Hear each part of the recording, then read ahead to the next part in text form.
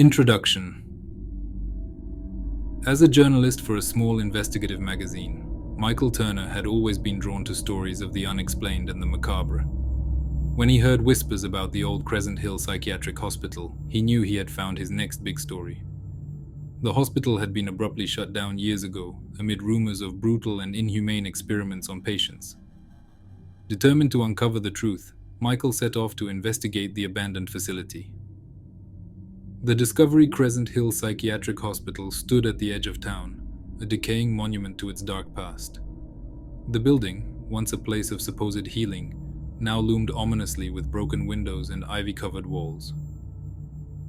Armed with a flashlight and his trusty notebook, Michael ventured inside, navigating through the eerie silence and musty air. In the hospital's decrepit archives, he stumbled upon a treasure trove of old patient records, medical reports, and personal belongings left behind in the chaos of its closure. Among the clutter, a small leather-bound diary caught his eye. It belonged to a patient named Eliza Green, who had been admitted for severe delusions and paranoia. The diary. Michael began reading Eliza's diary, and what he found was both chilling and perplexing. Eliza described strange occurrences within the hospital, whispers in the corridors, shadowy figures that moved in the corner of her vision, and patients who vanished without a trace.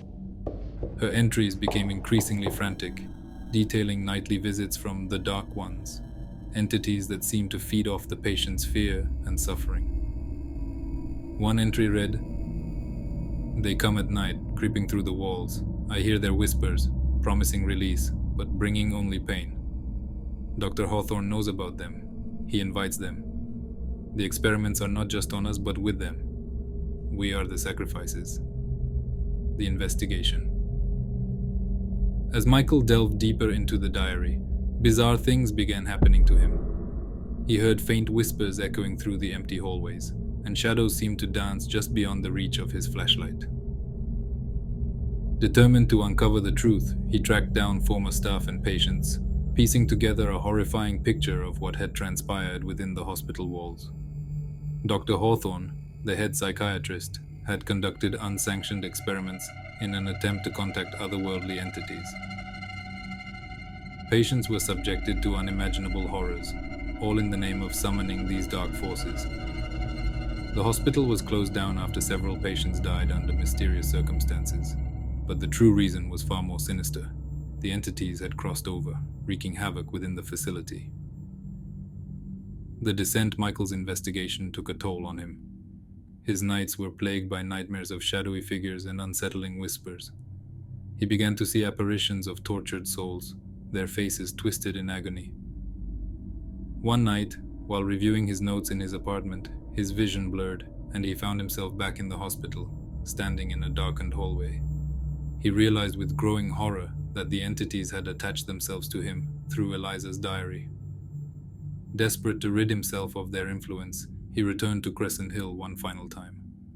Guided by Eliza's last cryptic diary entry, he made his way to the basement, where Dr. Hawthorne had conducted his darkest experiments. The confrontation. In the basement, Michael discovered a hidden room lined with occult symbols and arcane instruments.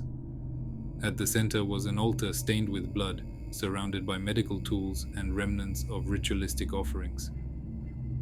The air was thick with malevolence, and Michael felt the entities closing in around him. With trembling hands, he placed Eliza's diary on the altar and recited the incantation she had scrawled in the margins. The room shook, and the whispers grew into a deafening roar.